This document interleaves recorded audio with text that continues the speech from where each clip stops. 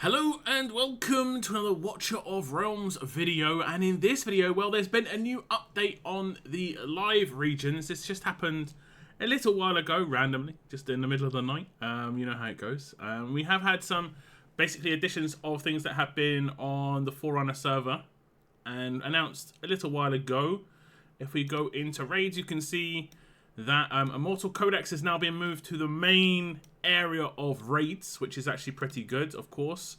The only thing is a couple of issues, I think. On the actual pages themselves, it doesn't have your highest ever points scored. Whether this is going to get updated when you go into the actual Immortal Codex fight, who knows. It will be updated with new scores, no doubt, but whether your old school scores will actually come in or not is anyone's guess.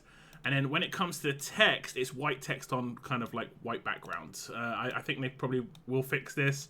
When you go back and you look at the first page, on the left-hand side, it's red and black text on a white background, much nicer. There is also confirmation of the new Immortal Codex boss, which is going to be the Furious Torrent, which is Pelagios, basically. Info on what this character does is in here as well when it comes to the skills, how the boss is going to work, which is pretty interesting. As you can see, the Furious Torrent periodically marshals an army of light-armored airborne monsters surround and protect him. The Furious Torrent summons tridents to protect himself, which can deal massive damage to him once they are destroyed. The Furious Torrent releases Annihilating Surge periodically, absorbing existing tridents to deal damage to all heroes. The damage dealt is based on the number of tridents absorbed. If the Furious Torrent absorbs more than 10 tridents, all heroes will be instantly killed.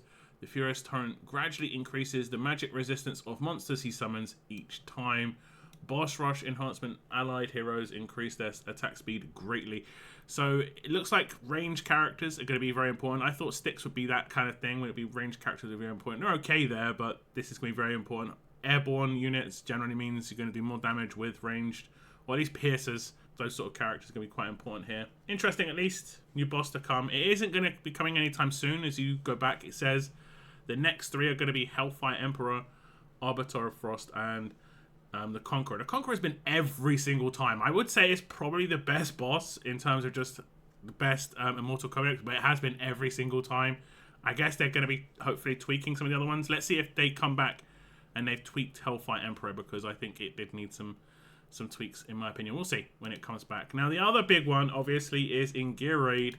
We have got Gear Raid 4 here, which is obviously great, and it starts in just about 24 hours, and that is going to be very interesting that first time around on the live regions to see what you can do with your main account. It'll be very interesting to see what you can do. I did actually kind of guess that Gear Raid 4 was going to be on the way, and this gear dungeon is effectively Gear Raid 4. And I did that back in December. My video dropped ages ago, and I tried to like message some other content creators to like start a conversation about it, but no one was believing that it was potentially going to be coming. So it was just like, okay, well, it's just me then. And here it is. It's going to be interesting to see how this goes. I might make a little video when it comes to my runs, or the outcome of my gear, like forges and so on and so forth. So a little bit of fun there for sure. Now, one thing I will note is when it comes to Immortal Codex, there is nowhere to like redeem your rewards here. And this is something else that I actually noticed is the Dwarven Association has a big gap on the right-hand side. A big gap to the right of the Awakening shop. There's probably another button that easily can fit in here. So you might see Immortal Codex come into the actual Dwarven Association. And seeing as the currency is a constant, like it rolls over from one Immortal Codex to the next, it wouldn't be too surprising if we saw that happen, but it could potentially just come up somewhere else because it is a refresh on the store. How they're going to do that refresh, I don't know. Hopefully they actually think about more currencies with that. I really liked when they did, I think it was the Valentine's event with the Pope as the boss. They gave out 2 currencies, one big currency and one small currency. I thought they might actually try and use that on future Immortal Codexes because that was actually really nice, but Immortal Codex still only has that one currency, so I mean, we'll see what they decide to do in the future, but that was a really nice way of doing things, the 2 different currencies when it came to that store. Now, not only that, of course, we have actually got some confirmation on some new banners. As you can see, we have got the Springtime Divine Summon, and it has got Hex, Zilitu, and Razak as the legendary rewards. And as you can see, it has been increased to 15 times drop rate on these characters. That is the new, effectively the new drop rate, obviously, which is great.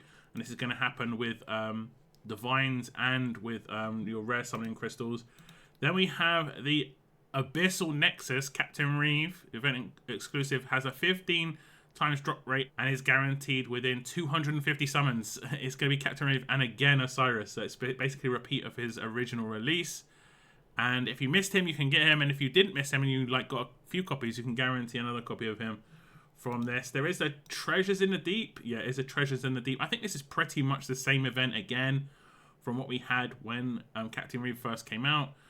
Defeat the source of the filth and start plundering. But this time around, you can get certain things here. You can get the exclusive for Captain Reeve. And you can also get a chat bubble, which is for Treasures in the Deep. And I like these. These are kind of just a nice little bonus. Most of the time, you can clear out most of the store that you want. So we have to see what the store has to offer. Hopefully some Ancients. I do like to get some Ancients. And some normal summons. It's always nice. It's always nice. Now, if we go down to the bottom, you can see that it does have confirmation as well of there being 2 sub-events within the main event, which is going to be Scroll Exploration. And there's going to be a 7-day login. So a lot of the time, these have pretty nice rewards in it. So we'll have to wait and see there. And again, just added confirmation. Gear Raid is going to be here. Gear Dungeon.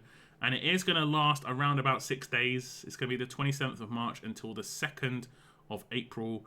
So you've got a couple of days to get things going. You only have a set amount of attacks. I think it's 150. I read somewhere that it's 150 that you can actually attack.